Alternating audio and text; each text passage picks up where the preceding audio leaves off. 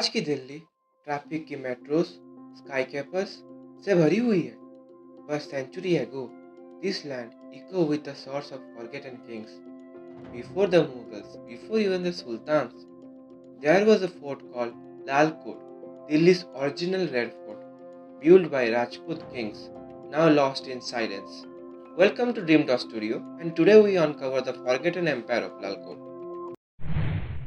11वीं सदी में एक राजपूत राजा थे, अंगापाल तोमार.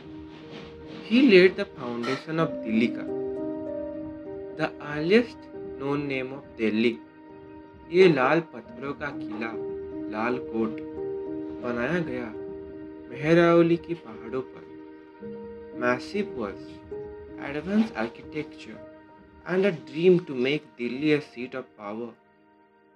Angapal did not just build a fort, he brought Sanskrit, learning, and stability to this region.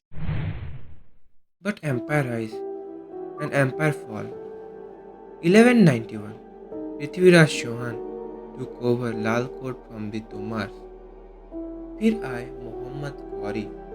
His general Qutbuddin Aibak defeated the Rajput and Lal Kot was renamed as Twali Rai Pithorak. And the Delhi Sultanate was born. Tomars were forgotten, but their stones still speak. Visit Mehrali Archaeological Park, where broken stones whisper ancient tales. You will find ruins of Lalkot red stone walls, the ancient Rajaon ki Baoli, and tombs from many centuries. Tourists visit Qutub Minar but ignore the fortress beneath it, the original red fort of Delhi, built 500 years before Shahjahan.